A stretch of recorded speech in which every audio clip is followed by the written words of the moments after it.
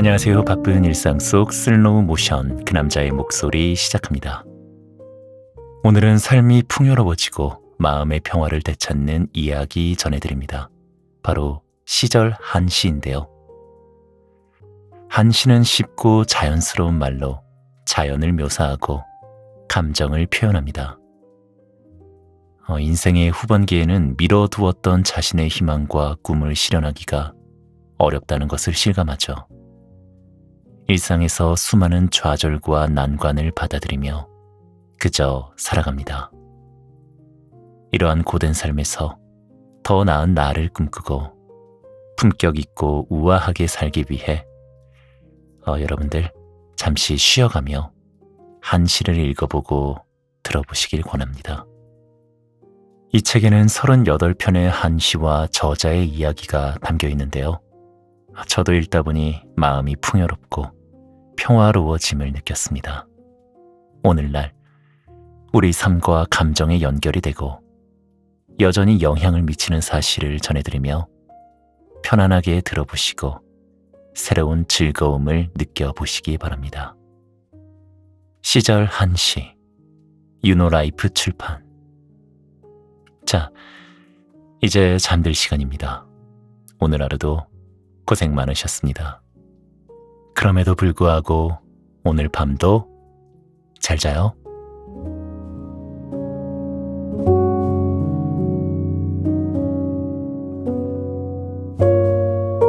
이 밤의 값을 헤아릴 수 없다. 봄밤 소식. 봄밤의 한순간은 천금만큼 소중한데 꽃은 맑은 향기 뿜어내고 달빛엔 구름이 어른되네. 누각에서 들려오는 노래와 피리소리 아련한데 뜰에는 그네가 내려진 채 밤은 깊어만 가네. 화사한 봄 경치는 시각적으로 굉장한 즐거움을 준다. 햇빛 아래 빛나는 꽃송이, 울긋불긋 갖가지 색으로 물들인 동산, 연두색 맑은 잎을 틔우는 나무가 뿜어내는 생기와 매력은 두보 같은 대시인도 필설로 다 옮기지 못하고 감탄만 하지 않았던가. 겨우내 기다려서일까? 봄이 유독 짧게 느껴지기 때문에 나는 한순간도 허투루 보내기 싫어 여기저기를 쑤시고 돌아다니며 부산스러운 시간을 보낸다. 반면 소식은 조금 다른 측면으로 봄에 다가간다. 소식이 누구이던가.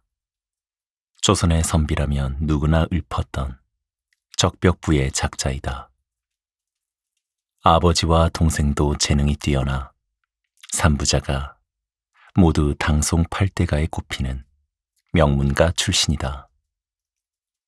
팔방미인이라는 별명이 알려주듯 소식은 여러 방면의 소질이 있었는데 시와 문장도 잘 썼지만 사, 서화, 화론과 문론 등에서도 뛰어난 성과가 있었다. 게다가 동파육이라는 요리를 고안했다거나 좋은 과의 로맨스 이야기도 전하니 이보다 더 인생을 다채롭고 재밌게 산 사람이 또 있을까 싶다. 이런 것만 보면 그는 늘 승승장구하며 모든 이에게 사랑받는 삶을 살았을 것 같지만 사실 유명세만큼 굴곡도 많았다. 그가 활동했던 북송 시기는 당쟁으로 조정이 늘 시끄러웠고 그 여파로 소식도 정치적으로 부침을 거듭하며 이곳저곳으로 오랜 기간 유배를 다녔다. 그렇게 명민하고 재주가 많으며 수많은 작품으로 지금까지 많은 사랑을 받지만 그에게 평생에 걸쳐 이룬 업적이 무엇이냐는 물음에 별다른 말 없이 그저 황주, 해주, 담주뿐이라며 그간 거쳤던 유배지를 늘어놓는 대목을 보면 그의 심정이 느껴져 씁쓸하다. 그는 유독 아름다운 것에 관심이 많았다. 그래서인지 이 시에서 시인이 그려내는 봄의 아름다움은 매우 감각적이다. 우선 시인은 햇빛 찬란한 봄이 아니라 이미 밤이 내린 봄을 선택한다. 저녁 마실 삼아 봄날 가로등 불빛에 환하게 빛나는 벚꽃 아래를 걷거나 퇴근길에 따스한 바람을 맞으며 고요한 달빛을 바라본 경험이 있는가? 온갖 생명이 소란스럽게 자기 존재를 드러내며 떠들어댄 시간이 지나고 해가 지고 난 후 봄의 느낌은 대낮의 그것과 사뭇 다르다. 햇새는 우리가 살고 있는 감성적인 낮 시간의 삶은 절대로 순수하지 않다고 하였는데 직접 눈으로 보고 귀로 듣지만 조그만 자극이나 변화에도 주의가 흐트러지고 온전히 집중하기 어렵기 때문에 본 모습이 아니라는 의미일 것이다. 아마 소식도 빛 뒤에 숨은 봄의 본 모습을 보고 싶었던 모양이다. 시인은 봄밤에 가격을 매긴다는 재밌는 발상으로 좋음을 표현한다. 와, 좋구나. 같은 식상한 감탄으로는 도저히 전할 수 없는 감동이 있어서 우리가 아는 가장 높은 가격인 천금을 제시하였는데 이것은 값을 매길 수 없다는 뜻이다. 가로등도 없는 시절에 뭐가 보여 그리 좋으냐고 밤산책을 해보지 않은 사람들이 몰라서 하는 말이다.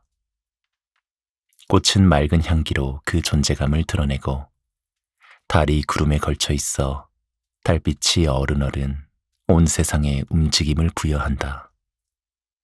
또한 어디선가 아련하게 노래와 피리소리가 들리니 이 모든 것으로 공간이 꽉 차 있다.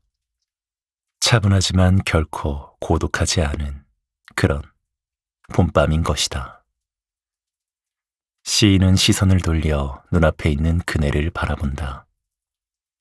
밤은 깊어가는데 그네는 한낮의 부산함과 소란함을 뒤로하고 고요하게 자리하고 있다. 낮에 누군가 그네를 타며 봄을 신나게 즐기고 난 후 아쉬운 듯 돌아갔을 것이다. 들뜬 한낮이 지나고 뜰은 한가해졌지만 봄을 누렸던 이들이 토해낸 숨결과 여운은 남아있다. 비어있지만 꽉 차 있는 봄의 순수한 모습. 이런 것을 고스란히 느낄 수 있기 때문에 봄밤은 무가보, 정말 값을 따질 수 없는 것이다. 소식이 화려한 낮이 아니라 밤에 주목했던 그 마음을 생각해본다. 뛰어난 재능과 매력으로 누구보다 빨리 많이 인정받았지만 그만큼 시샘도 많이 받았고 고난도 여러 차례 겪었다. 한낮의 뜨거움과 밝음 같은 관심은 무자비하고 무차별적으로 모든 것을 까발린다. 사람들이 내뱉는 공격적인 언사나 오해에 일일이 해명하는 것도 지치고 사람들 감정의 미세한 변화나 목소리의 높낮이에서 숨은 의미를 읽어내는 것도 피곤한 일이다. 어머니 같은 밤이 감싸 안아 주리라. 그러며 밤이 주는 위로를 예찬했던 햇새처럼 그 역시 외부의 자극이 무뎌지는 때에 비로소 고요를 찾고 자신다움을 회복했던 것이 아닐까. 나는 그런 마음을 알 것 같다. 예전 병을 앓으며 집거하고 있을 때 조금 운신할 수 있게 되면 밤 산책을 나갔다.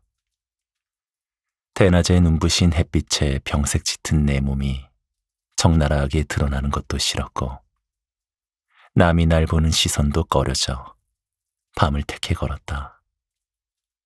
어두움이라는 포대기가 위축된 몸을 잘 덮어주듯 봄밤은 안전하고 평안하였다. 그중 잊지 못할 순간이 있는데 가로등에 빛나는 벚꽃을 본 때다. 우리 집 앞에는 육중한 벚나무들이 많이 있어서 봄이 되면 이루 말할 수 없이 아름다웠는데 나는 내내 못 보다 그날 밤에 처음으로 벚꽃을 보았나 보다. 뜻밖의 황홀한 장면에 넋을 잃고 벚꽃 아래 한참을 서 있었다. 나는 아주 오랜만에 아름다운 것을 보고 감동한 것 같았다. 고통스럽다고 찡그린 나 말고 이쁜 것에 감탄하고 흥분 잘하는 진짜 나를 오랜만에 다시 만난 것 같아 그 순간이 잊히지 않는다. 누구라도 이 시를 읽으면 자신이 경험했던 봄밤의 한 장면이 떠오를 것이고 그때가 바로 나를 마주한 소중한 순간이었음을 알아챌 수 있을 것이다. 이 시에는 그런 힘이 있다. 걷는 기쁨. 매화 찾아 눈길을 나서다. 맹호연. 엄동설 안에 눈꽃이 나부끼고 거위털과 같은 큰 눈이 어지러이 흩날리는데 호연은 매서운 바람 소리를 무릅쓰고 눈 밟으며 매화 찾아 즐거이 거닐고 있네. 팽개쳐둔 소극 화분이 꽃을 피워냈다. 저러다 말라 죽거니 하며 관심도 두지 않았는데 꽃을 피웠다. 기특하고 미안해서 호들갑을 떨며 신통방통함을 널리 알렸고 축하를 받았는데 이것은 나만의 일이 아닌 것이 잠잠하던 식물이 갑자기 꽃을 피우면 그대게 좋은 일이 있을 것 같다며 덕담을 나누는 문화가 있지 않은가. 식물은 환경이 너무 좋거나 편안하면 오히려 꽃을 안 피운다고 한다. 고난을 겪으며 살고자 하는 뜻이 강렬할 때 모든 생물은 가장 아름다운 모습이 되나 보다. 매화는 훨씬 더 혹독한 환경에서 핀다. 아직 추위가 채 가시지 않은 이른 봄에 가장 먼저 피기 때문에 예로부터 지조 있는 선비에 비유하며 귀히 여겼다. 육조 시기 시인 포조는 여러 꽃 중에 매화만이 찬탄을 들을 만하다며 그 이유로 서리 속에서 꽃 피우고 이슬 속에서 열매 맺을 수 있기 때문이라 하였다. 그도 그럴 것이 베란다에서 무관심 속에 피는 화분만 보아도 흥분하는데 혹독한 눈보라를 뚫고 핀 꽃을 보면 누군들 감동하지 않겠는가. 실제로 감동을 넘어 매화에 집착하는 덕후들이 숱하게 많았다. 매화를 아내로 삼았다는 송나라 시인 인포를 비롯하여 유언으로 매화에 물을 주어라 라는 말을 남겼던 조선의 이퇴계까지 절절한 매화 사랑은 끝없이 이어진다. 그중 한 자리를 차지하는 이가 맹호연이다. 그는 40이 다 되어서야 과거 시험에 응시했으나 낙방하였고 그 후 줄곧 은거했던 사람이었다. 황망 중에 보낸 30년 세월, 학문과 무예 둘 다 이룬 게 없다며 산수자연에 몸을 맡겼지만 평생 트이지 않는 운명에 대해 답답해하였다. 그가 매화를 찾아 나선 것은 불안에 대한 나름의 해법이 아니었을까. 고난 중에 꽃 피우는 존재를 두 눈으로 확인하고 싶은 마음이 있었을 것이다. 추운 겨울, 시인은 굳은 날씨에 매화를 찾아 나선다. 굵은 한방눈이 내리고 매서운 바람도 분다. 하필 이런 날 굳이 꽃을 찾는다고 나설 것인가. 상식적으로 이해가 안 가지만 시인은 매화를 찾아 집을 나서는 순간부터 은근히 즐기는 듯 보인다. 한방눈도 거위털 같다며 마음이 느긋하다. 사실 매화 찾기는 일종의 유희다. 재미도 있고 의미도 있으니 날씨쯤은 그다지 괴념치 않는다. 하기야 멋쟁이들은 한여름에도 가죽 장화를 신는 법. 풍류로 둘째가라면 서러울 그이니 당당히 눈속을 헤치고 나갔을 것이다. 결국 시인은 과연 매화를 찾았을까? 그는 딴청을 부리고 있다. 매화 찾았단 얘기는 쓰지 않고 눈을 밟아가면서 천천히 소요했다고만 하였다. 매화를 찾아서 고결한 자태를 보고 선비의 꼿꼿한 정신을 되새겼는가 여부는 그에게 하나도 중요하지 않다. 매화를 찾아 이리저리 다니며 작년의 매화가 어떠했나 떠올려 보기도 하고 올해는 매화가 어떻게 피었고 매화를 보면 누구와 감동을 나눌까 등등을 상상하며 이 시간을 충분히 누리고 있는 것이다. 매화를 찾아도 좋고 찾지 못해도 괜찮은 그 과정 자체를 즐기는 모습이다. 이런 사람이야말로 진정으로 멋을 아는 사람이 아니던가. 나는 목표를 세웠으면 뒤도 옆도 안 보고 일로 매진하는 성격이라 나를 마구 몰아세워 못살게 군다. 열심히 하는 게 다가 아니라 잘해야 한다며 좋은 성과가 신속하게 나오기를 다그친다. 나 자신에게나 남에게나 한치의 여유도 주지 않으니 얼마나 사람이 강팍할 것인가. 게다가 나와 다른 성격을 이해하려고도 하지 않아 혼자 미치고 발작 뛴 적도 많다. 아마 맹호연이 내 옆에 있었다면 눈 속에 나선다고 할 때 이미 내가 들들 볶아버렸을 것이다. 이런 내가 한시를 가까이 한 것은 신이 베풀어 주신 은혜라 생각한다. 맹호연의 유연하고 여유 있는 태도를 보고 배우라는 신의 배려 말이다. 목표를 정해서 노력하는 삶도 좋지만 그 목표에 이르는 과정 자체를 즐기는 풍류적 삶의 방식을 읽고 생각 좀 하라는 것 아닐까. 맹호연이 이러했으니 천하의 200이 그를 높은 산 같다며 사랑하고 존경했을 것이다. 진나라 시인 도연명이 1년 수확이 얼마나 될지는 아직 알 수 없으나 눈앞에 농사일을 두고는 기쁘기 그지없네라는 시구를 남겼는데 일의 성과에 관계없이 일 자체와 그것을 행하는 과정을 즐긴다는 의미다. 성취에 집착하다 보면 목표에만 집중하느라 과정은 그저 인내해야 하는 괴로운 단계로밖에 보지 못한다. 도연명과 맹호연 모두 자연의 몸을 맡긴 채 아름다운 시를 써낸 시인이어서일까. 한결 자연스럽고 여유 있게 과정을 즐길 줄 알았고 그를 위한 수고를 아끼지 않았다.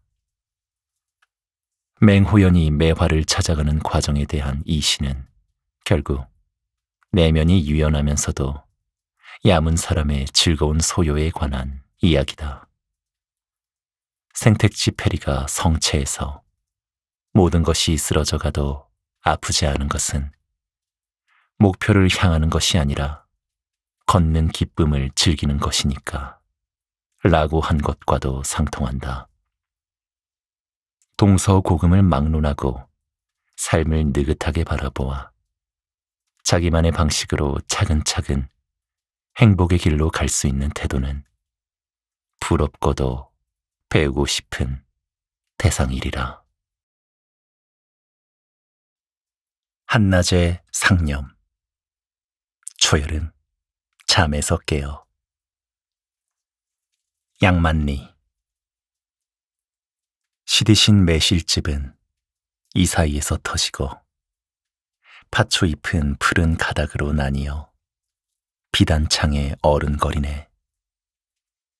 해가 긴 날 잠에서 깨어 멍한 채로 버들꽃 잡으려는 아이들 한가로이 바라보네.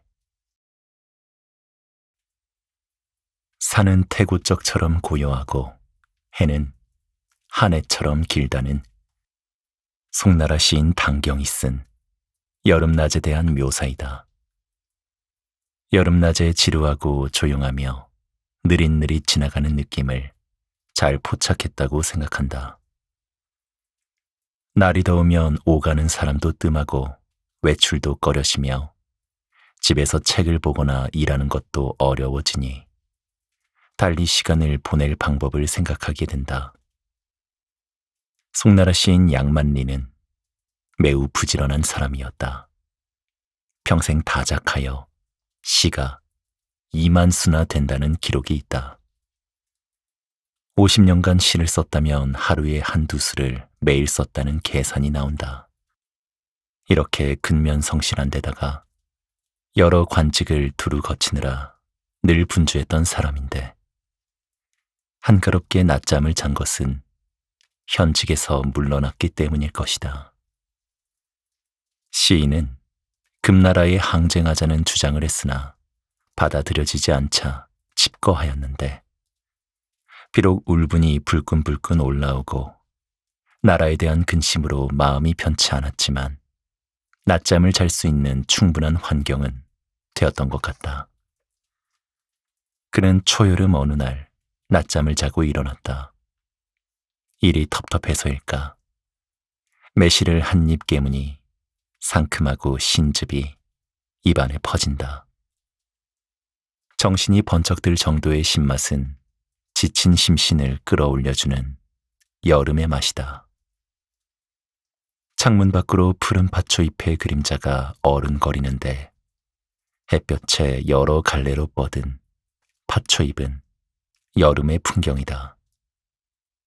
주변은 고적하고 시인은 혼자다. 그런데 밖에서 아이들의 소리가 들린다. 시인은 아직도 잠에서 완전히 깨지 않아 멍한 채로 아이들이 날아다니는 버들꽃을 잡으러 이리저리 뛰어다니는 모습을 바라본다. 모든 것이 싱싱하고 동적이며 생명의 기운을 뿜어내고 있지만 오직 시인만이 멈춰서 흐릿한 눈으로 물끄러미 바라보고 있다. 나는 여기서 착, 즉 붙잡는다는 뜻의 글자를 눈여겨본다. 무엇을 붙잡는 것은 목표나 욕망이 있다는 것을 비유한다. 아이처럼 활기차고 세상 물정 모를 때면 붙잡고 싶은 것이 많다. 그런데 그것이 하필 바람에 이리저리 날리다 금방 사라지는 버들꽃이다. 잡으려 해도 좀처럼 잡히지 않지만 잡았다 하여도 손을 펴보면 별 흔적이 없는 허망한 것이다. 나는 이 대목에서 마네의 비눗방울이란 그림을 떠올린다. 소년이 조심조심 집중하여 비눗방울을 만들고 있는데 그것을 보는 우리는 그 방울이 금방 터질 것 같아 아슬아슬하다.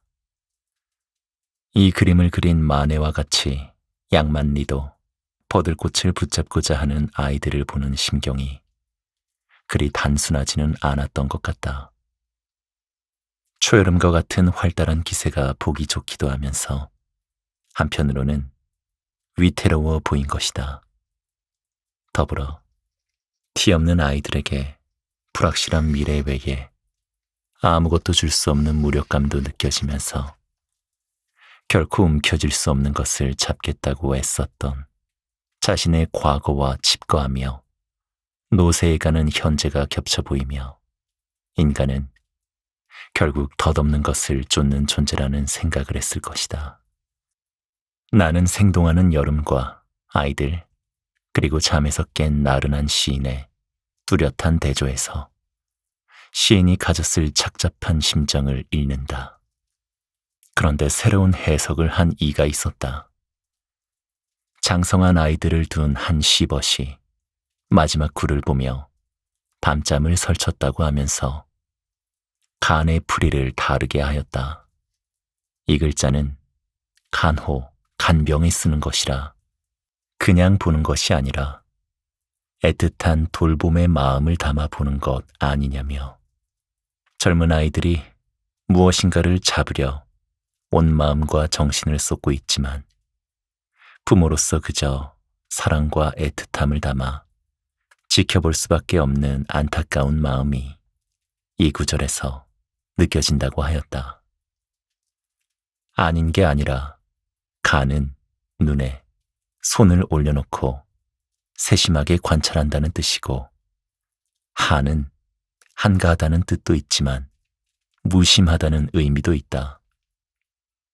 자녀가 성장하며 노력하는 모습을 세심하게 관찰하되 마음을 내려놓고 무심한 듯 그들이 좌충우돌하며 뻗어나가는 모습을 보아주는 것. 이런 간절한 마음을 담은 부모의 모습이 마지막 구에 담겨 있는 것 같다 하였다. 나 역시 아들들이 제목하려고 애쓰는 모습을 보면 애가 타면서도 어쩌지 못하거나 거리를 두고 살펴볼 수밖에 없었던 때가 많았으므로 그 마음에 충분히 공감할 수 있었다. 나는 이 풀이가 마음에 든다. 무료한 어느 날 노세한 시인이 어린이의 순수한 행동을 보며 나른한 상념에 빠져드는 장면을 어머니의 시선으로 바꾸어 보면 새로운 의미를 더할 수 있다. 이 맛에 고전시를 읽는 것 아니겠는가. 장맛비를 견디며 무지개를 만들다. 장맛비 내리는 망천장에서 짖다. 왕이요. 장맛비 내린 빈숲 사이로 연기 느릿느릿 피어오르고 명아주 삶고 기장밥 지어 동쪽 밭으로 내보낸다. 드넓은 논 위로는 흰 해오라기가 날고 울창한 여름 나무 숲에는 노란 꾀꼬리가 지저긴다. 고요를 익히면서 산속에 핀 무궁화를 보고 소식하려고 소나무 밑에 자란 아욱을 딴다. 시골 노인은 사람들과 더 이상 자리를 다투지 않는데 갈매기는 무슨 일로 아직도 의심하는가. 살면서 겪는 괴로움, 피로, 슬픔 따위를 털어버리기 위해 우린 여러 방법을 모색하는데 그중 가장 쉽고도 효과가 좋은 것은 자연을 찾는 것이다. 미국의 철학자이자 문학가인 소로가 인생의 본질적인 사실들만 직면해 보려고 숲으로 들어갔다고 했듯 자연 안에서는 무엇이 본질인지 쉽게 드러나므로 삶의 군더더기를 덜어낼 수 있다. 왕유가 그것을 막연하게나마 깨달은 것은 20대 초반 관직 생활을 시작한 지 1년도 안 되었을 무렵이었다. 어린 나이에 아버지를 여의고 가난하게 자랐던 그는 열심히 노력해 15세에 이미 재능을 인정받았고 21세에 진사가 되어 궁중음악을 관장하는 태학승에 올랐다. 웅지를 품고 관직에 발을 들여놓자 한 사건에 연루되어 좌천되었는데 누구에게나 인정과 사랑을 받았던 젊은이가 갑자기 좌절을 겪자 세상 인심에 대해 큰 충격을 받는다. 이때부터 그는 자연에 마음을 두었고 시간이 가면서 은둔에 대한 꿈을 키우게 되었다. 세속적 욕망의 부박함과 복잡함에서 잠시라도 벗어나고 싶은 마음은 우리 같은 보통 사람도 충분히 공감한다.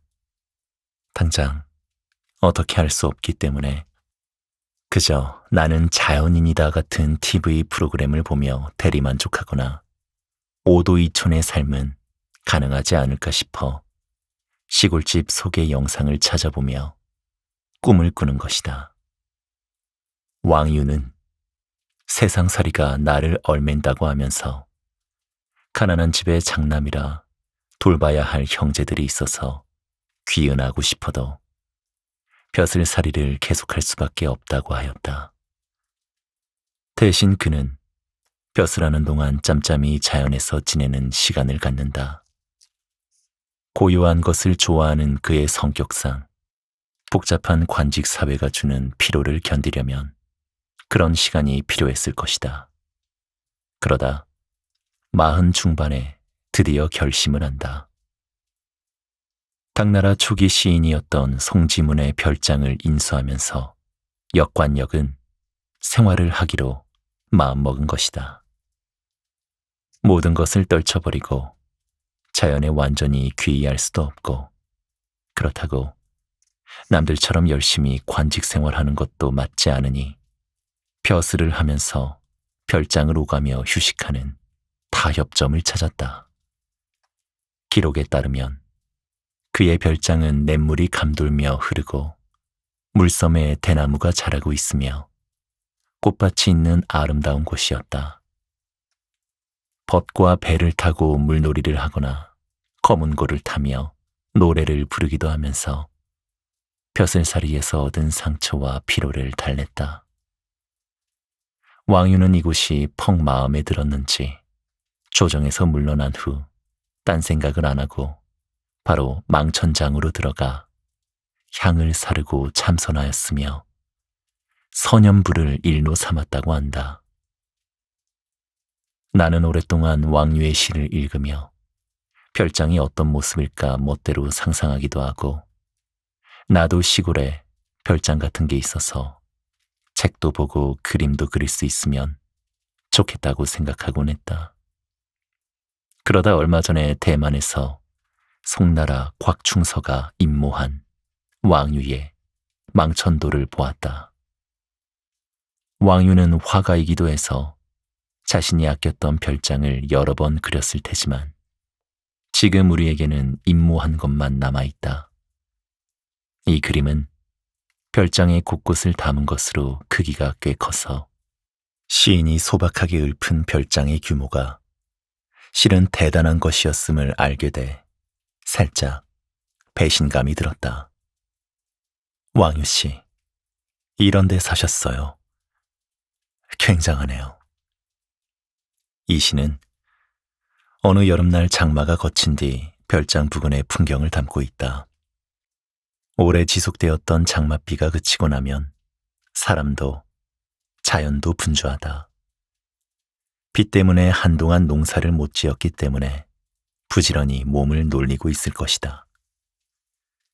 밥때가 되었으니 그들을 위해 명아주를 삶고 기장밥을 지어 소박하지만 따뜻한 끼니를 내어간다.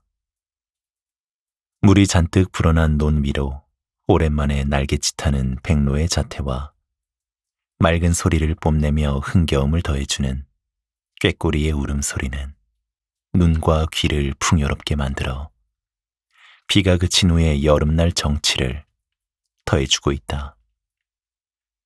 시인은 한 발 떨어져 평화롭고 활기찬 농촌을 고요히 지켜보고 있다.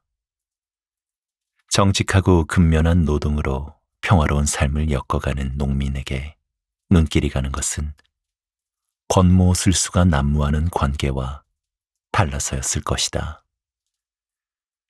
맘껏 날아오르고 내키는 대로 노래하는 새들이 유독 눈에 띄는 것은 재앙 많은 삶을 사는 자신과 태조되었기 때문일 것이다. 그는 더 이상 어지럽고 답답한 속세의 때를 묻히고 싶지 않아 매일 수행을 한다. 아침 저녁으로 피고 지는 무궁화를 보며 자연의 섭리를 깨닫기도 하고 아욱을 따서 정갈한 음식을 먹으며 정신과 육체를 부단히 단련한다. 자연스러움에 몸을 맡기고 고요를 익혀 자기 안에 들끓는 동요와 번민을 잠재우고자 한 것이다. 우리가 사는 이곳은 예나 지금이나 사람 수보다 적은 의자를 두고 그 자리를 다투는 의자놀이 같다. 시인은 스스로를 시골 노인이라 부르며 권세나 부귀를 다투고 싶지 않은 마음을 드러낸다. 그런데도 세상 사람들은 시인이 아직도 공명의 미련이 있다고 여겨 그를 믿지 않는다. 이에 대해 시인은 섭섭한 마음을 감추지 않는데 아무리 항변을 해도 남들은 들으려고도 하지 않으니 억울하지만 내 마음을 잘 다스릴 수밖에 없다. 달리 생각해보면 시인이 스스로에 대해 여전히 의심하는 마음이 없지 않다는 것을 고백한 것 아닐까. 세상과 분명히 선을 긋고자 하나 나약한 인간으로서 때때로 기심이 들어 기회가 되면 공명을 세우고자 하는 마음이 없지 않음을 자신에게 들켜버렸을 때의 당황스러움을 이런 식으로 표현했을 수도 있으리라. 자신의 마음을 몰라주는 사람에 대한 원망과 자신에 대한 불신과 불안을 안고 있는 왕유에게 나는 이런 시를 들려주고 싶다. 얘야, 울지 마라. 누구나 슬픈 시간이 있는 거란다. 산다는 것은 장맛비를 견디며 무지개를 만드는 것이지. 김형태, 장맛비 중. 왕유가 거친 세상에서 스스로를 잘 다독이며 자신만의 무지개를 만날 수 있기를 바란다. 그러고 보니 그는 잘 견뎌서 우리에게 무지개보다 더 아름다운 시를 남겨주었구나.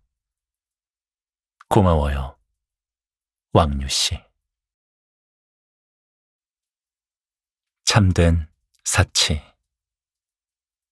관사의 작은 정자에서 한가로이 바라보며 백거이. 대나무에 바람이 불어 맑은 소리 흩어지고 회화 나무에 안개 서려 푸른 자태가 엉겨 보이네. 해가 높이 떠 아전이 나가자 누추한 관사에 한가로이 앉아있네. 칡배옷으로 여름더위 이겨내고 푸성기뿐인 밥상으로 아침 허기 달랬지만 이렇게 살면서도 그런대로 자족하며 마음과 몸 수고롭게 하지 않네. 정자에 홀로 앉아 시를 몇 수 읊고 나면 그 뒤로는 아무것도 해야 할 일이 없어서 태백산에 눈쌓인 봉오리를 세어보기도 하고 도연명의 시집을 읽기도 하네. 사람들은 맘속으로 각자 옳다고 생각하는 것이 있지만 내가 옳다고 여기는 것은 정녕 이런 생활 속에 있네.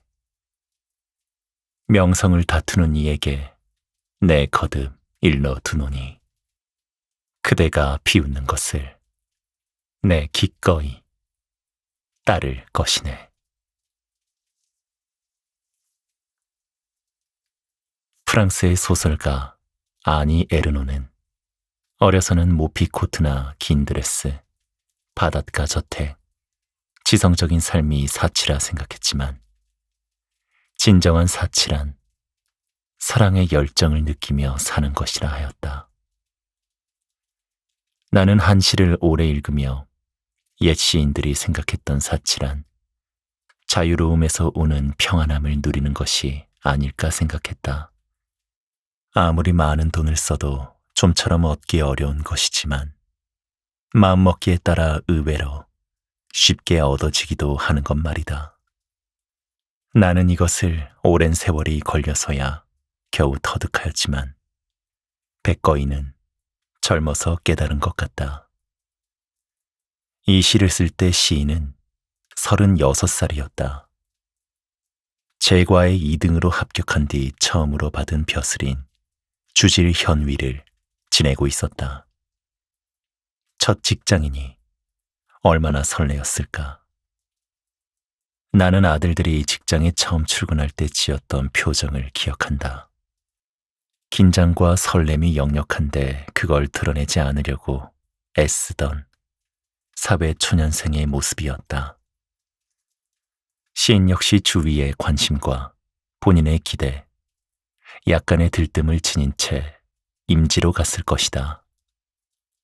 관사는 누추하지만 주변은 고요하고 나름대로 운치가 있다. 대나무에 바람이 불어 맑은 소리를 내고 아침 안개에 푸른 회화나무가 아련하게 보인다. 해가 중천에 이르면 오전 일이 마무리되어 아전도 자리를 비우고 관청은 한가로워진다. 주질현은 수도 장안에서 가까웠지만 마을이자가 특별히 일이 많지 않았을 것이다. 칡배옷과 푸성기뿐인 밥상은 누추한 관사와도 이어지는 소박한 생활이다. 누가 봐도 부러워할 화려하고 폼나는 자리로 가지 겨우 그거 누리려고 과거 공부했냐고 물을 사람이 분명 있을 것이다. 그러나 시인은 이런 생활에 꽤 만족하고 있다. 왜냐하면 무리한 일을 하거나 하고 싶지 않은 일을 해서 몸과 마음을 상하는 일이 없어서이다. 한마디로 스트레스가 없는 삶이라는 것이다. 한가로우니 정자에 오를 여유가 있다. 눈앞의 풍경을 보며 시를 몇 수 읊조려 보기도 하고 딱히 할 일이 없어 산봉우리를 세어보기도 하다. 곁에 두었던 시집을 뒤적인다. 하필 도연명의 시집이다. 도연명이 누구던가. 마음에 없는 아첨을 하거나 비굴하게 굽신대는 것을 참지 못하여 출세를 포기하고 낙향한 사람이다. 고향으로 돌아간 후 그는 진솔하고 소박한 시를 쓰며 고요한 삶을 살았다. 이제 막 벼슬을 시작한 시인인데 설마 도연명처럼 벼슬을 그만둘 생각부터 한 것은 아닐 것이다. 그가 도연명을 택한 이유는 마지막 내구에 드러난다. 그는 세속의 사람들이 가치를 두는 것과는 다른 길을 가겠다고 단호하게 말한다. 부귀와 명성을 다투고 화려한 삶을 사는 출세의 길이 아니라 자신이 옳다고 여기는 것을 실천하는 삶을 살고자 한다. 물론 세상은 그렇게 간단하거나 녹록하지 않다. 젊은이가 벌써부터 패기가 없어 되겠냐고 그래서는 안 된다며 주변에서 가만히 두지 않을 것이다. 이럴 땐 미국 시인 메리 올리버의 시구를 떠올리는 게 도움이 된다. 우리 잘 익은 멜론을 자를 때 멜론에게 감사해야 하지 않을까? 칼에게도 감사해야 하지 않을까? 우리가 사는 세계는 단순하지 않아. 이 구절은 일상의 사소한 것에서 느끼는 감사가 이 복잡한 세상을 살아가는 데에 힘이 된다는 것으로 읽힌다. 우리가 알다시피 감사와 만족은 한 묶음이 아니던가. 소소한 것부터 감사하고 스스로에게 만족한다면 남의 평가에 그다지 흔들리지 않고 나답게 살 수 있다.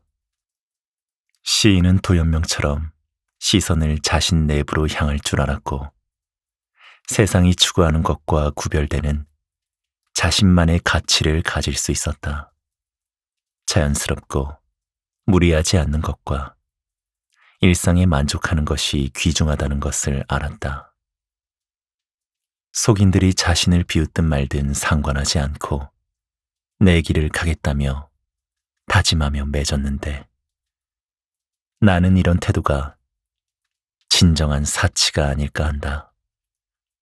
내가 이도 선생이라고 호를 붙여준 친구가 있다. 그 친구는 이도 어딘가란 말을 달고 산다. 불평할 만한 상황에서도 그래도 이게 어디야 라고 정리해버리니 부정적인 감정이 자라날 틈이 없다. 세상 살면서 이만큼 지혜로운 말도 없겠다 싶어 호로 지어주었다. 이만하니 다행이다 라는 말은 그 바탕에 겸손, 감사, 만족이 깔려 있어 메리 올리버나 백거이의 인생관과도 통하는 점이 있다.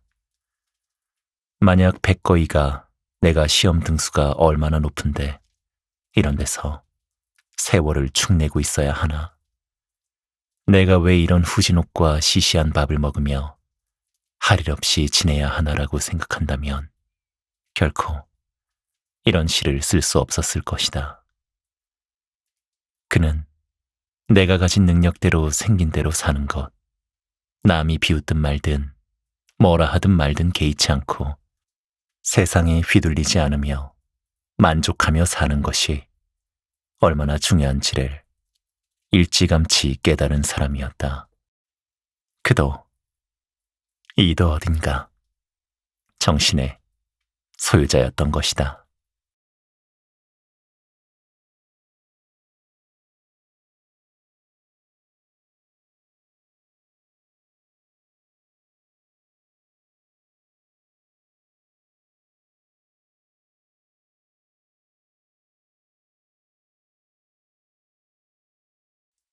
이 밤의 값을 헤아릴 수 없다.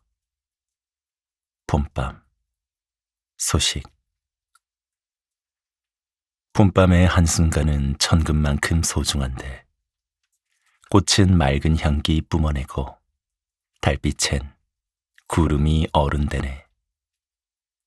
누각에서 들려오는 노래와 피리소리 아련한데 뜰에는 그네가 내려진 채 밤은 깊어만 가네. 화사한 봄 경치는 시각적으로 굉장한 즐거움을 준다. 햇빛 아래 빛나는 꽃송이, 울긋불긋 갖가지 색으로 물들인 동산, 연두색 맑은 잎을 틔우는 나무가 뿜어내는 생기와 매력은 두보 같은 대시인도 필설로 다 옮기지 못하고 감탄만 하지 않았던가. 겨우내 기다려서일까? 봄이 유독 짧게 느껴지기 때문에 나는 한순간도 허투루 보내기 싫어 여기저기를 쑤시고 돌아다니며 부산스러운 시간을 보낸다. 반면 소식은 조금 다른 측면으로 봄에 다가간다. 소식이 누구이던가? 조선의 선비라면 누구나 읊었던 적벽부의 작자이다.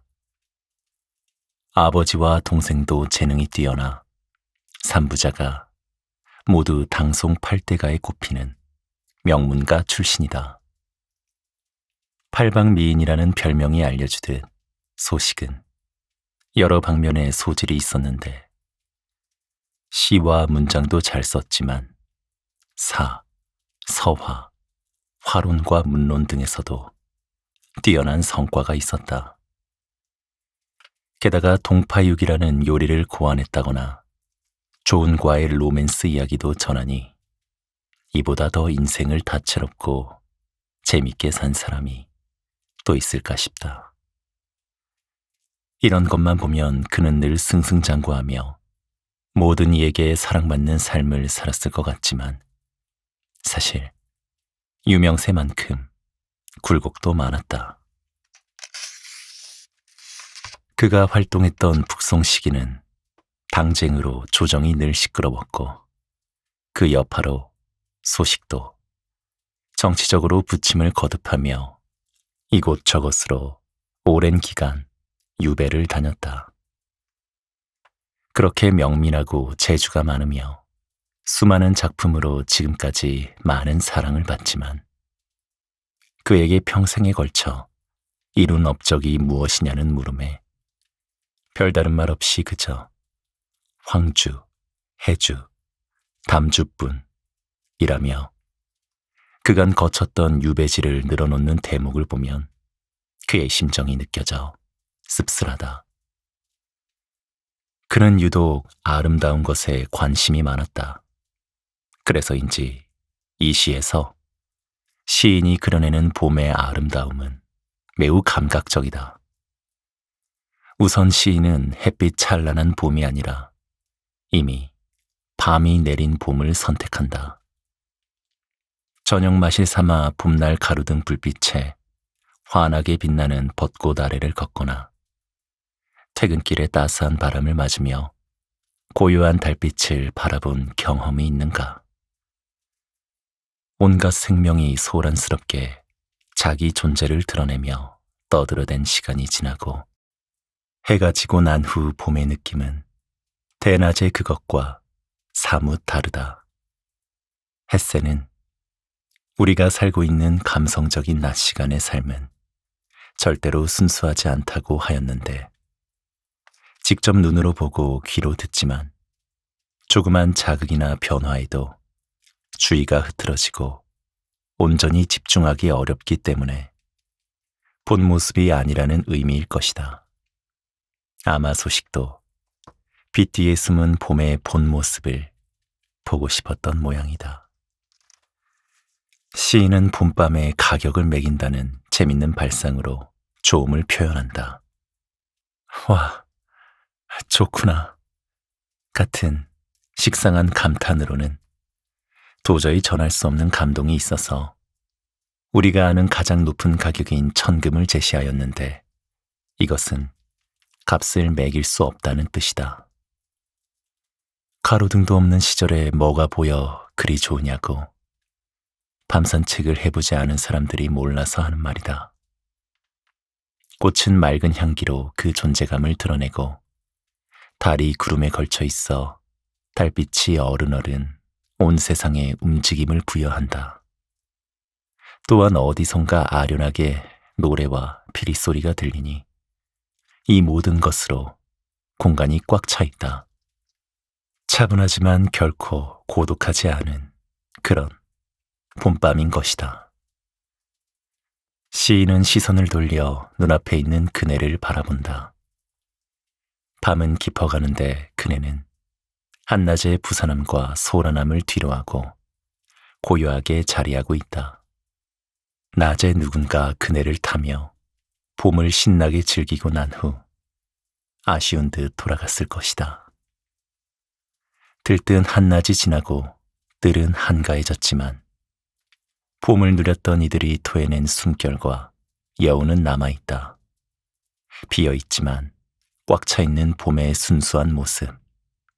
이런 것을 고스란히 느낄 수 있기 때문에 봄밤은 무가보, 정말 값을 따질 수 없는 것이다.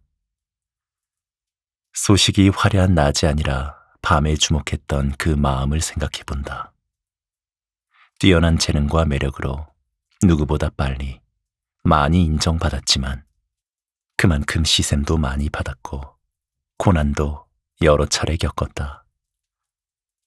한낮의 뜨거움과 밝음 같은 관심은 무자비하고 무차별적으로 모든 것을 까발린다. 사람들이 내뱉는 공격적인 언사나 오해에 일일이 해명하는 것도 지치고 사람들 감정의 미세한 변화나 목소리의 높낮이에서 숨은 의미를 읽어내는 것도 피곤한 일이다. 어머니 같은 밤이 감싸 안아 주리라. 그러며 밤이 주는 위로를 예찬했던 햇새처럼 그 역시 외부의 자극이 무뎌지는 때에 비로소 고요를 찾고 자신다움을 회복했던 것이 아닐까. 나는 그런 마음을 알 것 같다. 예전 병을 앓으며 칩거하고 있을 때 조금 운신할 수 있게 되면 밤 산책을 나갔다. 대낮에 눈부신 햇빛에 병색 짙은 내 몸이 적나라하게 드러나는 것도 싫었고 남이 날 보는 시선도 꺼려져 밤을 택해 걸었다. 어두움이라는 포대기가 위축된 몸을 잘 덮어주듯 봄밤은 안전하고 평안하였다. 그중 잊지 못할 순간이 있는데 가로등에 빛나는 벚꽃을 본 때다. 우리 집 앞에는 육중한 벚나무들이 많이 있어서 봄이 되면 이루 말할 수 없이 아름다웠는데 나는 내내 못 보다 그날 밤에 처음으로 벚꽃을 보았나 보다. 뜻밖의 황홀한 장면에 넋을 잃고 벚꽃 아래 한참을 서 있었다. 나는 아주 오랜만에 아름다운 것을 보고 감동한 것 같았다. 고통스럽다고 찡그린 나 말고 이쁜 것에 감탄하고 흥분 잘하는 진짜 나를 오랜만에 다시 만난 것 같아 그 순간이 잊히지 않는다. 누구라도 이 시를 읽으면 자신이 경험했던 봄밤의 한 장면이 떠오를 것이고 그때가 바로 나를 마주한 소중한 순간이었음을 알아챌 수 있을 것이다. 이 시에는 그런 힘이 있다. 걷는 기쁨. 매화 찾아 눈길을 나서다. 맹호연. 엄동설 안에 눈꽃이 나부끼고 거위털과 같은 큰 눈이 어지러이 흩날리는데 호연은 매서운 바람 소리를 무릅쓰고 눈 밟으며 매화 찾아 즐거이 거닐고 있네. 팽개쳐둔 소극 화분이 꽃을 피워냈다. 저러다 말라 죽거니 하며 관심도 두지 않았는데 꽃을 피웠다. 기특하고 미안해서 호들갑을 떨며 신통방통함을 널리 알렸고 축하를 받았는데 이것은 나만의 일이 아닌 것이 잠잠하던 식물이 갑자기 꽃을 피우면 그대에게 좋은 일이 있을 것 같다며 덕담을 나누는 문화가 있지 않은가. 식물은 환경이 너무 좋거나 편안하면 오히려 꽃을 안 피운다고 한다. 고난을 겪으며 살고자 하는 뜻이 강렬할 때 모든 생물은 가장 아름다운 모습이 되나 보다. 매화는 훨씬 더 혹독한 환경에서 핀다. 아직 추위가 채 가시지 않은 이른 봄에 가장 먼저 피기 때문에 예로부터 지조 있는 선비에 비유하며 귀히 여겼다. 육조시기 시인 포조는 여러 꽃 중에 매화만이 찬탄을 들을 만하다며 그 이유로 서리 속에서 꽃 피우고 이슬 속에서 열매 맺을 수 있기 때문이라 하였다. 그도 그럴 것이 베란다에서 무관심 속에 피는 화분만 보아도 흥분하는데 혹독한 눈보라를 뚫고 핀 꽃을 보면 누군들 감동하지 않겠는가. 실제로 감동을 넘어 매화에 집착하는 덕후들이 숱하게 많았다. 매화를 아내로 삼았다는 송나라 시인 인포를 비롯하여 유언으로 매화에 물을 주어라 라는 말을 남겼던 조선의 이퇴계까지 절절한 매화 사랑은 끝없이 이어진다. 그중 한 자리를 차지하는 이가 맹호연이다. 그는 40이 다 되어서야 과거 시험에 응시했으나 낙방하였고 그 후 줄곧 은거했던 사람이었다. 황망 중에 보낸 30년 세월, 학문과 무예 둘 다 이룬 게 없다며 산수자연에 몸을 맡겼지만 평생 트이지 않는 운명에 대해 답답해하였다.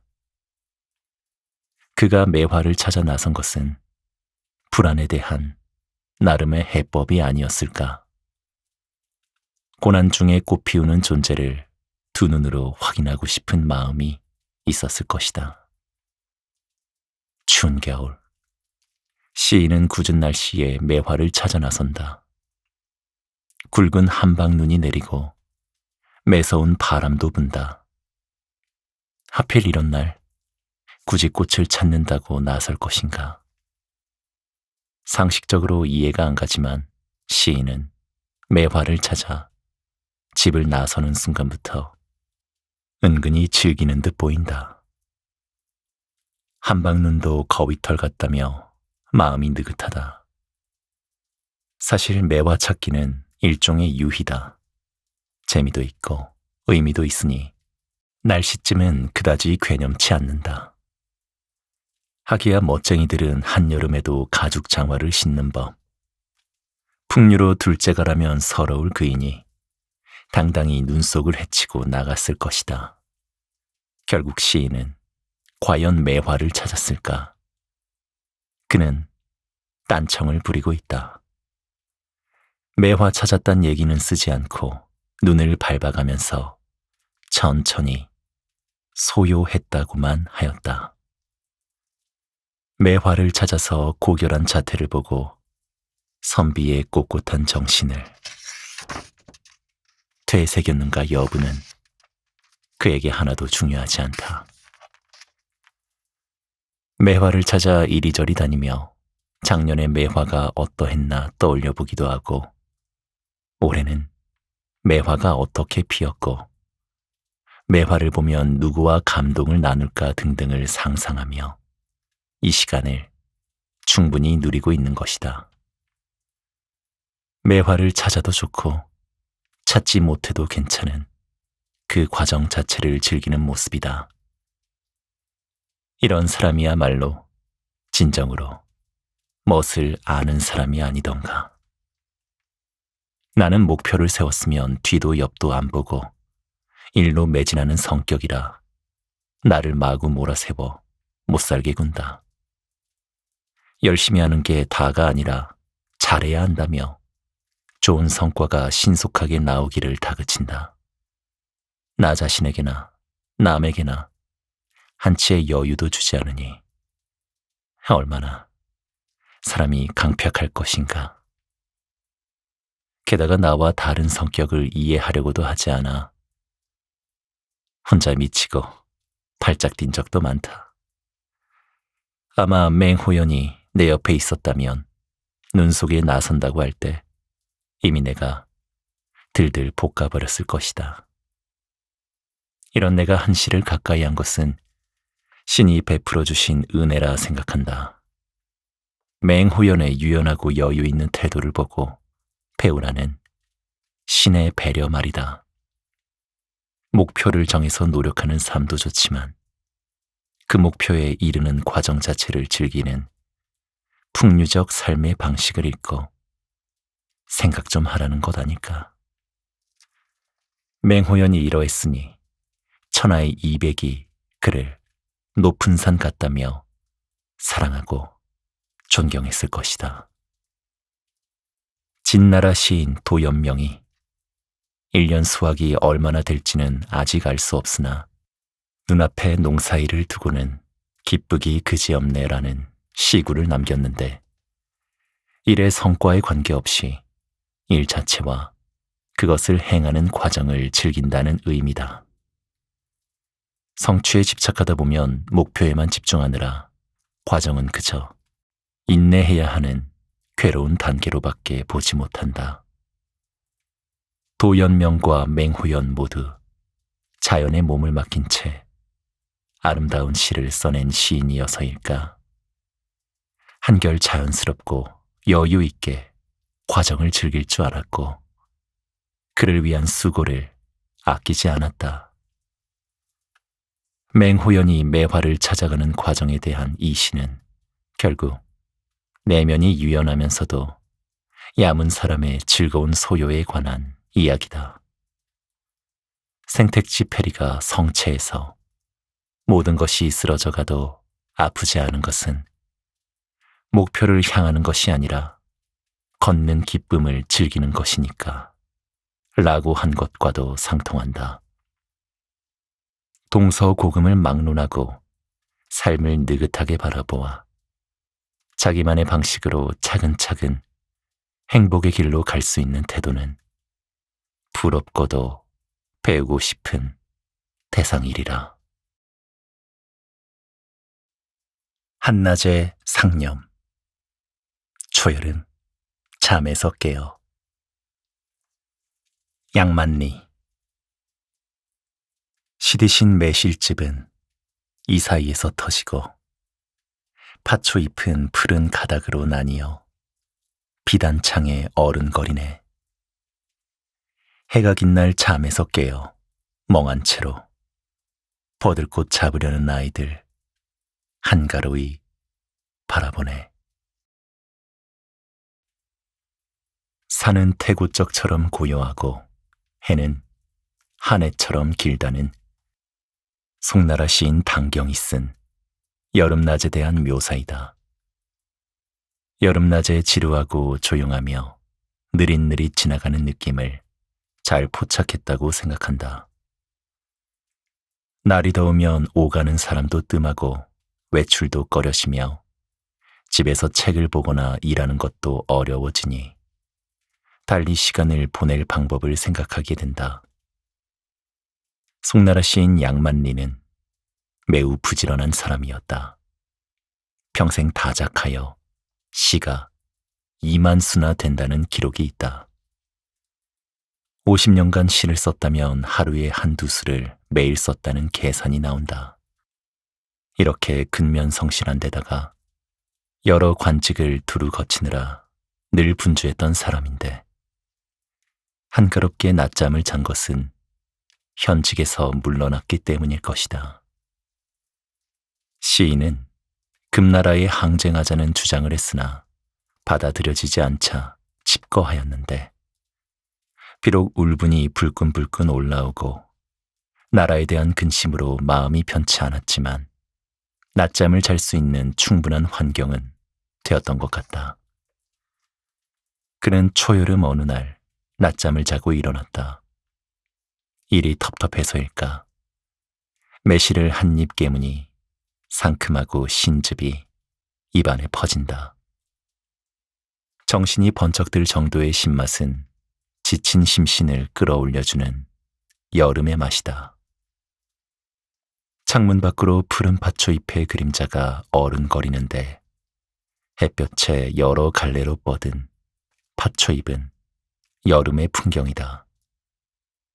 주변은 고적하고 시인은 혼자다.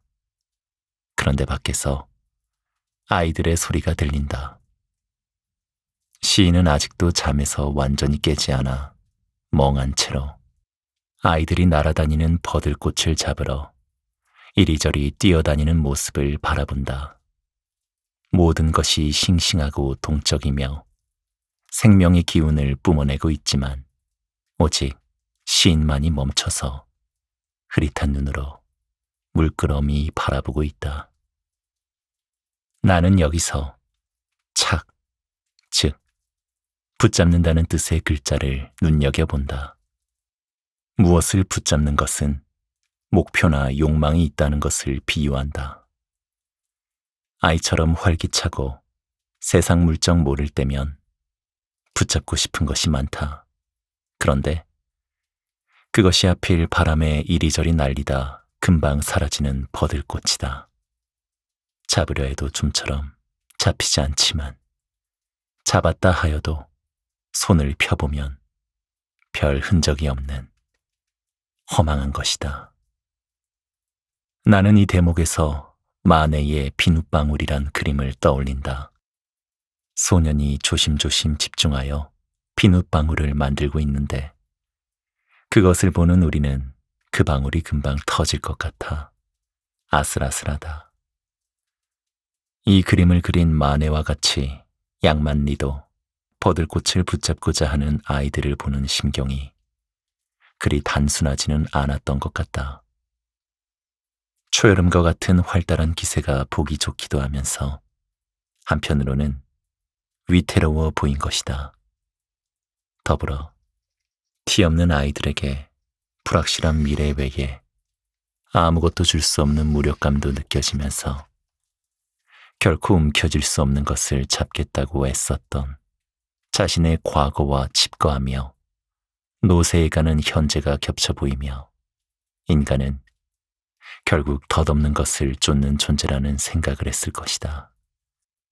나는 생동하는 여름과 아이들, 그리고 잠에서 깬 나른한 시인의 뚜렷한 대조에서 시인이 가졌을 착잡한 심정을 읽는다. 그런데 새로운 해석을 한 이가 있었다.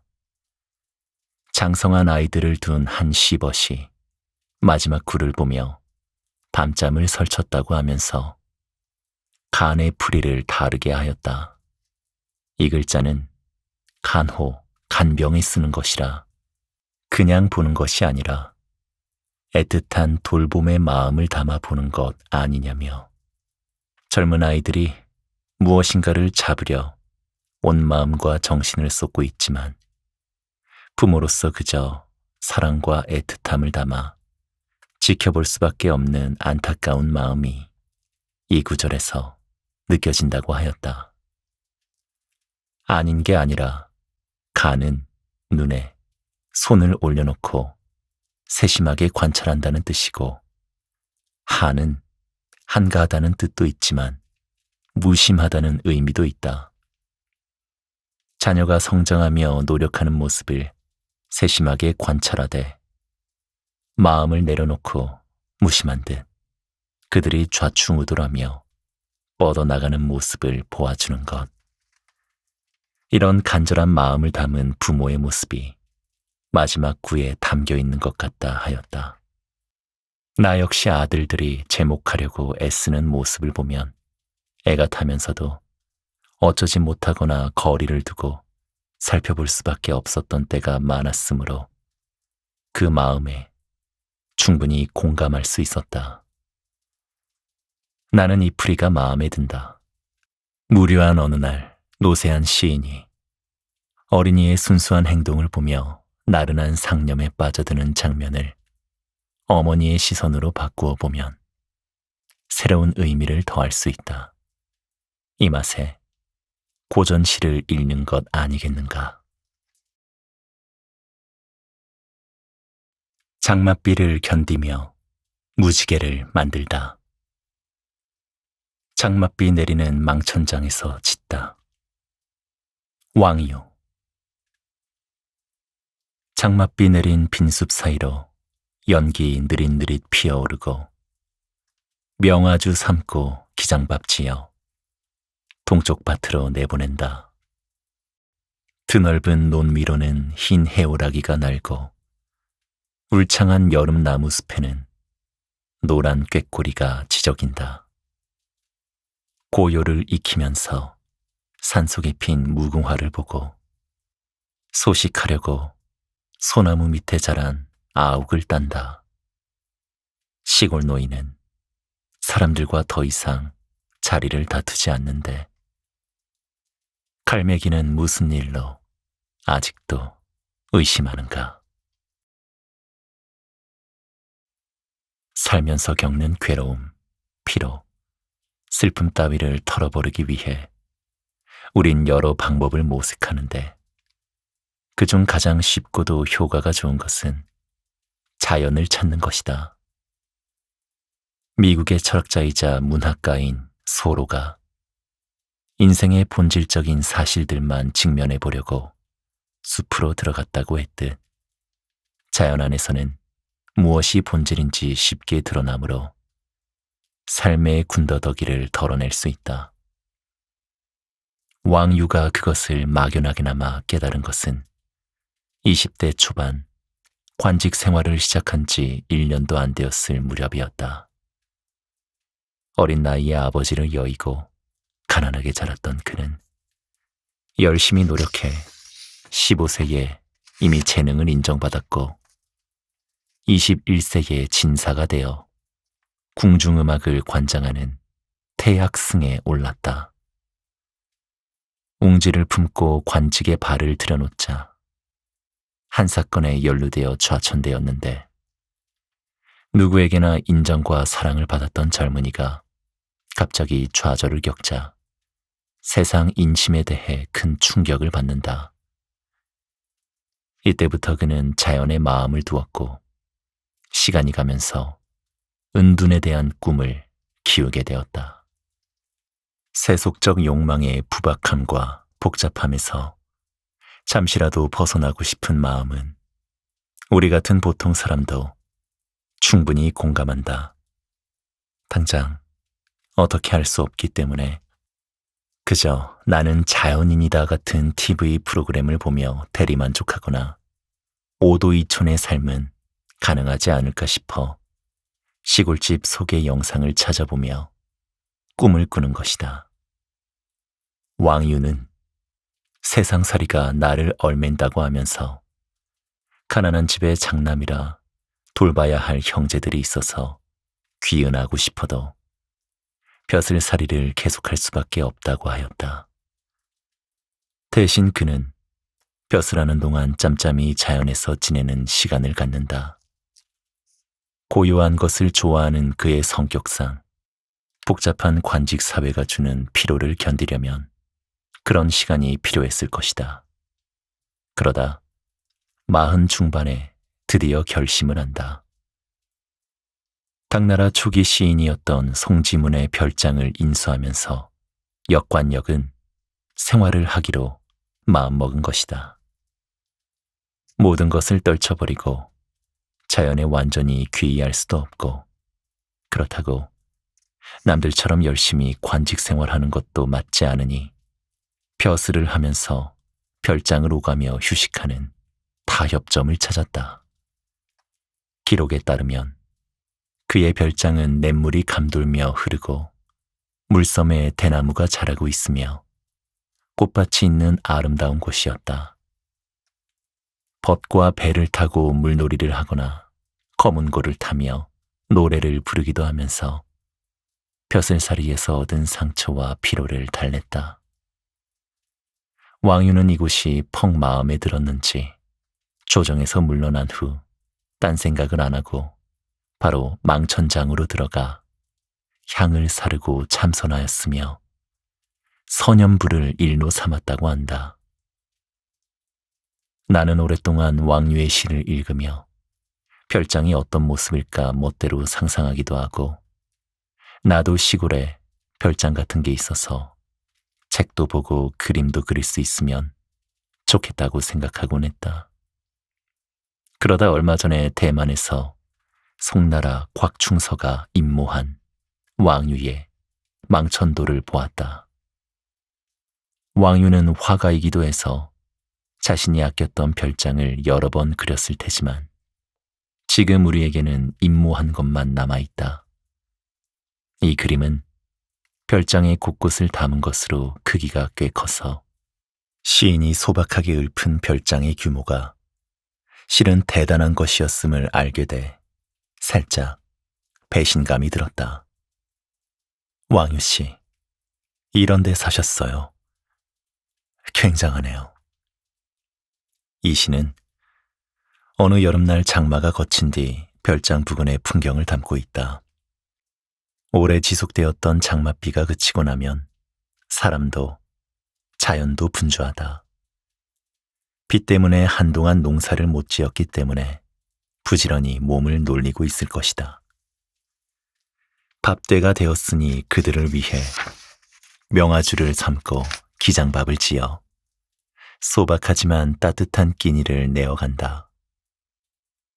물이 잔뜩 불어난 논 위로 오랜만에 날갯짓하는 백로의 자태와 맑은 소리를 뽐내며 흥겨움을 더해주는 꾀꼬리의 울음소리는 눈과 귀를 풍요롭게 만들어 비가 그친 후의 여름날 정취를 더해주고 있다. 시인은 한 발 떨어져 평화롭고 활기찬 농촌을 고요히 지켜보고 있다. 정직하고 근면한 노동으로 평화로운 삶을 엮어가는 농민에게 눈길이 가는 것은 권모술수가 난무하는 관계와 달라서였을 것이다. 마음껏 날아오르고 내키는 대로 노래하는 새들이 유독 눈에 띄는 것은 재앙 많은 삶을 사는 자신과 태조되었기 때문일 것이다. 그는 더 이상 어지럽고 답답한 속세의 때를 묻히고 싶지 않아 매일 수행을 한다. 아침 저녁으로 피고 지는 무궁화를 보며 자연의 섭리를 깨닫기도 하고, 아욱을 따서 정갈한 음식을 먹으며 정신과 육체를 부단히 단련한다. 자연스러움에 몸을 맡기고 고요를 익혀 자기 안에 들끓는 동요와 번민을 잠재우고자 한 것이다. 우리가 사는 이곳은 예나 지금이나 사람 수보다 적은 의자를 두고 그 자리를 다투는 의자놀이 같다. 시인은 스스로를 시골 노인이라 부르며 권세나 부귀를 다투고 싶지 않은 마음을 드러낸다. 그런데도 세상 사람들은 시인이 아직도 공명의 미련이 있다고 여겨 그를 믿지 않는다. 이에 대해 시인은 섭섭한 마음을 감추지 않는데, 아무리 항변을 해도 남들은 들으려고도 하지 않으니 억울하지만 내 마음을 잘 다스릴 수밖에 없다. 달리 생각해보면 시인이 스스로에 대해 여전히 의심하는 마음이 없지 않다는 것을 고백한 것 아닐까. 세상과 분명히 선을 긋고자 하나 나약한 인간으로서 때때로 기심이 들어 기회가 되면 공명을 세우고자 하는 마음이 없지 않음을 자신에게 들켜버렸을 때의 당황스러움을 이런 식으로 표현했을 수도 있으리라. 자신의 마음을 몰라주는 사람에 대한 원망과 자신에 대한 불신과 불안을 안고 있는 왕유에게 나는 이런 시를 들려주고 싶다. 얘야, 울지 마라. 누구나 슬픈 시간이 있는 거란다. 산다는 것은 장맛비를 견디며 무지개를 만드는 것이지. 김형태, 장맛비 중. 왕유가 거친 세상에서 스스로를 잘 다독이며 자신만의 무지개를 만날 수 있기를 바란다. 그러고 보니 그는 잘 견뎌서 우리에게 무지개보다 더 아름다운 시를 남겨주었구나. 고마워요, 왕유 씨. 참된 사치. 관사의 작은 정자에서 한가로이 바라보며. 백거이. 대나무에 바람이 불어 맑은 소리 흩어지고, 회화 나무에 안개 서려 푸른 자태가 엉겨 보이네. 해가 높이 떠 아전이 나가자 누추한 관사에 한가로이 앉아있네. 칡배옷으로 여름더위 이겨내고 푸성기뿐인 밥상으로 아침 허기 달랬지만, 이렇게 살면서도 그런대로 자족하며 마음과 몸 수고롭게 하지 않네. 정자에 홀로 앉아 시를 몇 수 읊고 나면 그 뒤로는 아무것도 해야 할 일이 없어서 태백산에 눈쌓인 봉오리를 세어보기도 하고 도연명의 시집을 읽기도 하네. 사람들은 맘속으로 각자 옳다고 생각하는 것이 있지만 내가 옳다고 여기는 것은 정녕 이런 생활 속에 있네. 명성을 다투는 이에게 내 거듭 일러두노니 그대가 비웃는 것을 내 기꺼이 따를 것이네. 프랑스의 소설가 아니 에르노는 어려서는 모피 코트나 긴 드레스, 바닷가 저택, 지성적인 삶이 사치라 생각했지만 진정한 사치란 사랑의 열정을 느끼며 사는 것이라 하였다. 나는 한 시를 오래 읽으며 옛 시인들이 생각했던 사치란 자유로움에서 오는 평안함을 누리는 것이 아닐까 생각했다. 아무리 많은 돈을 써도 좀처럼 얻기 어려운 것이지만 마음먹기에 따라 의외로 쉽게 얻어지기도 하는 것 말이다. 나는 이것을 오랜 세월이 걸려서야 겨우 터득하였지만 백거이는 젊어서 깨달은 것 같다. 이 시를 쓸 때 시인은 36살이었다. 제과에 2등으로 합격한 뒤 처음으로 받은 벼슬인 주질 현위를 지내고 있었다. 첫 직장이니 얼마나 설레었을까. 나는 아들들이 직장에 처음 출근할 때 지었던 표정을 기억한다. 긴장과 설렘이 역력한데 그걸 드러내지 않으려고 애쓰던 사회 초년생의 모습이었다. 시인 역시 주위의 관심과 본인의 기대, 약간의 들뜸을 지닌 채 임지로 갔을 것이다. 관사는 누추하지만 주변은 고요하고 나름대로 운치가 있다. 대나무에 바람이 불어 맑은 소리를 내고 아침 안개의 푸른 회화나무가 아련하게 보인다. 해가 중천에 이르면 오전 일이 마무리되어 아전도 자리를 비우고 관청은 한가로워진다. 주질현은 수도 장안에서 가까웠지만 마을이자가 특별히 일이 많지 않았을 것이다. 칡배옷과 푸성기뿐인 밥상은 누추한 관사와도 이어지는 소박한 생활이다. 누가 봐도 부러워할 화려하고 폼나는 자리로 가지 겨우 그거 누리려고 과거 공부했냐고 물을 사람이 분명 있을 것이다. 그러나 시인은 이런 생활에 꽤 만족하고 있다. 왜냐하면 무리한 일을 하거나 하고 싶지 않은 일을 해서 몸과 마음을 상하는 일이 없어서이다. 한마디로 스트레스가 없는 삶이라는 것이다. 한가로우니 정자에 오를 여유가 있다. 눈앞의 풍경을 보며 시를 몇 수 읊조려 보기도 하고 딱히 할 일이 없어 산봉우리를 세어보기도 하다. 곁에 두었던 시집을 뒤적인다. 하필 도연명의 시집이다. 도연명이 누구던가. 마음에 없는 아첨을 하거나 비굴하게 굽신대는 것을 참지 못하여 줄세를 포기하고 낙향한 사람이다. 고향으로 돌아간 후 그는 진솔하고 소박한 시를 쓰며 고요한 삶을 살았다. 이제 막 벼슬을 시작한 시인인데 설마 도연명처럼 벼슬을 그만둘 생각부터 한 것은 아닐 것이다. 그가 도연명을 택한 이유는 마지막 내구에 드러난다.